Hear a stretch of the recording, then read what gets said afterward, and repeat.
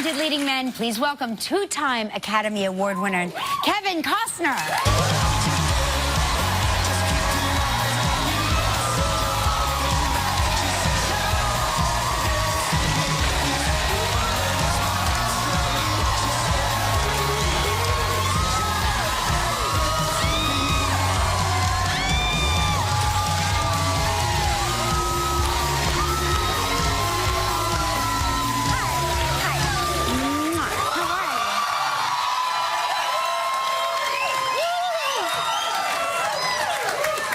Listen, be careful of this section over here. They are wild. They're dangerous. They are wild. Okay. It's a wall of security now between you and them. So you're got a legion of lawyers. Listen, Christmas is just a few days away. What does Kevin Costner do for the loved ones in his life? Well, the lists show up. Yeah. And I have 3 little ones, 9, 7, and 6, and the lists do show up magically on the bed. And what's interesting about my children is their list changes every day. It comes back and it gets ramped up. So I follow the list. You know, I like anybody else, I need to get along in my own household. Right. Are you one of these guys that makes a New Year's resolution? Will you? No. You just gave up years ago. Yeah, I just can't do that. Christmas is so great, you know, I just want to get away and go play. I mean, I play probably harder than the children do. So when my household is really noisy. Is it? And, because I have 3 older children also. And so does everybody gather at your everybody house? gathers. Oh, it's so great. And there's, you know, I don't know if you grew up in households where your mom was saying, stop the roughhousing, just stop it. And I can't. You're the big kid. I'm usually starting it, you know, so there's a lot of balls flying around and that kind of thing. So. Yeah. Are there specific traditions that you guys try and do every year for the kids? Not really. I think that, you know, my life is so much like everyone's. It's just that you decorate the tree, you get in a fight. You know, so it's that. I mean, it's a great time of year. I mean, we're living our life, right? And the summer will come, and that's great. And then the fall comes, and then Christmas comes, and it's like life's pretty good. You told it. You know, you told us something though about a tradition. It's not really a holiday tradition, but you told us last time you were here that you and your wife Christine still will park your car somewhere and go make out. You remember that? Like you guys neck. That's the tradition. They neck, right? That's a high need. I'm just curious, like, are you still necking and all that? Yeah. I love, like, necking. It's so fun. With the kids, so now you just find, you know, corners of the house, you know, because my life is really cute to me. Yeah. And sometimes I'll just see her walking away, and I just think, I'm going to follow her. It's really, you know, I had found love a second time in my life about 17 years ago, and making the best of it. So nice. Well, you're spending. So you're visiting Mark in LA for when he's working up there. You're gonna have to get some. No, I need to find out your makeout spot.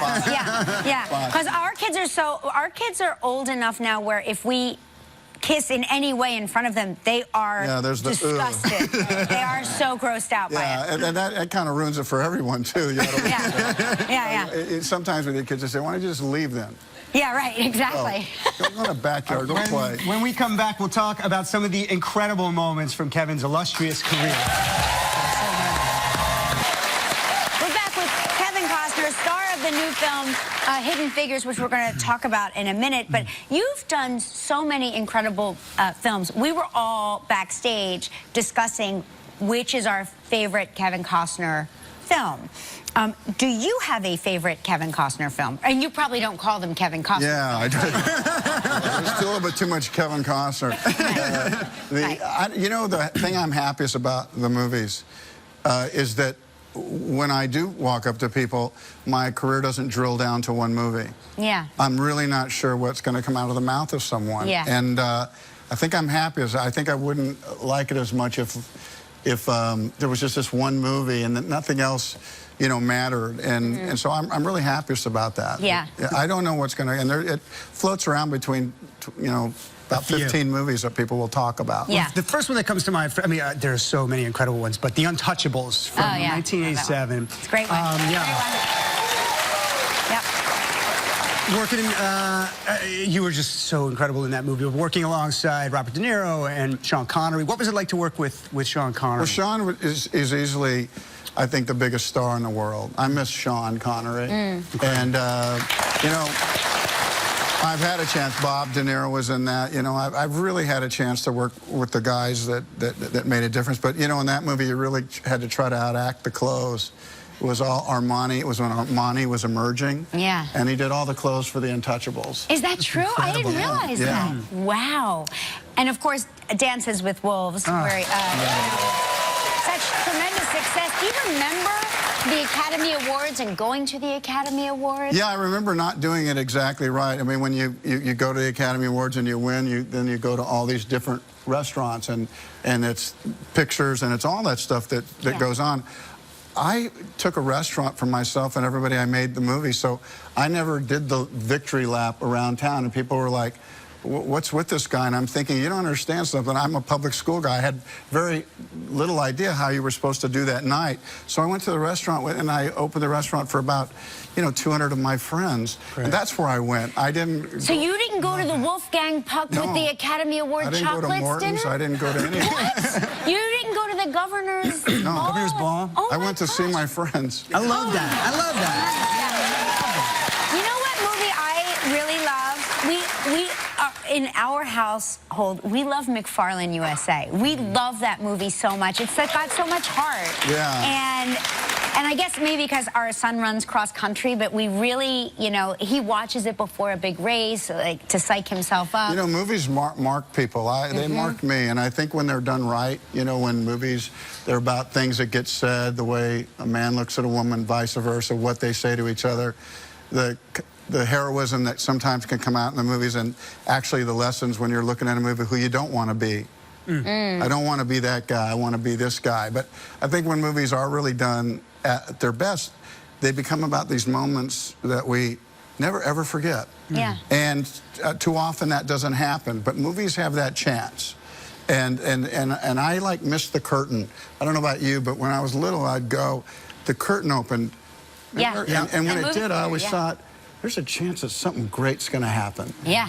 And sometimes something did, and sometimes you forgot about the movie, you know, by the time you left. But I missed the curtain. I'm a romantic about our business, that we can make things that alter lives. We can change the way we think. And certainly there's young people out there that it can affect them. Absolutely. Yeah. Well, you've created so many incredible characters that have affected us for the rest of our lives. So. Listen, when we come back, we're going to talk about his latest character in Hidden Figures. More with Kevin Costner. You know, Kevin, I was unfamiliar with this story, but these are real people. Taraji is playing a person who was, you call them computers, but these are people that have this mathematical ability. They're different than us. They're really they're different. gifted. Yeah, they're gifted. Right, They really, I mean, that thing where we're always thinking, how are we going to survive next to somebody? They always ruined the bell graph in school, these smart people. Yeah.